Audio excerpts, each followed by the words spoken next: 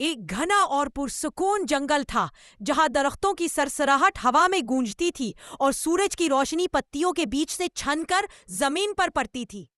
اسی جنگل میں ایک چالاک اور شوخ سی لومڑی رہتی تھی جس کا نام فرن تھا۔ فرن کو نئی جگہیں دریافت کرنا اور جنگل کی سیر کرنا بہت پسند تھا۔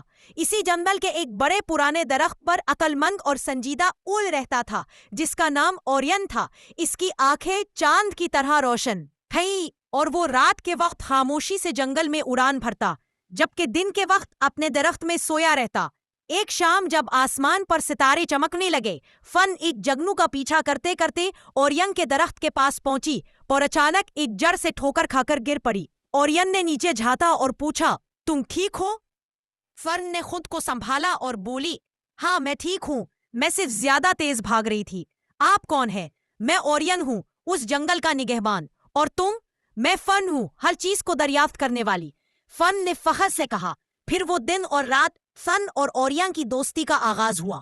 فن ہر شام اورین کے درخت کے نیچے آتی اور اورین اس کہانیاں سناتا، پرانے جا ہوئے چشموں اور دور دراز کے درختوں کی باتیں۔ بدلے میں فرن اسے زمین پر ہونے والے نئے واقعات بتاتی۔ ایک دن جنگل میں زوردار طوفان آیا، تیز ہوائیں چلنے لگی اور بارش موسلا دھار ہونے لگی۔ فرن بہت دور نکل گئی تھی اور اسے کہیں پناہ نہیں مل رہی تھی۔ وہ فوراً اوریون کے درخت کی طرف دوڑی۔ اوریون نے اسے آتے دیکھا اور نیچے آ کر کہا، یہاں آ جاؤ، درخت کے اندر جگہ ہے۔ فرن اندر آ گئی اور دونوں طوفان گزرنے تک محفوظ درخت کے اندر بیٹھے رہے۔ بارش ختم ہونے کے بعد جب آسمان صاف ہوا اور درختوں پر پانی کے قطرے چمکنے لگے، فرن نے مسکرا کر کہا، مجھے خوشی ہے کہ ہم دوست بنے۔ اوریون نے نرمی سے کہا، مجھے بھی۔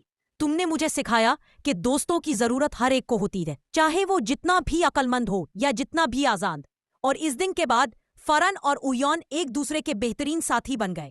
ایک زمین سے دیکھتی تھی، دوسرا آسمان سے، اور دونوں نے مل کر جنگل کی خوبصورتی اور دوستی کی اہمیت کو سمجھا۔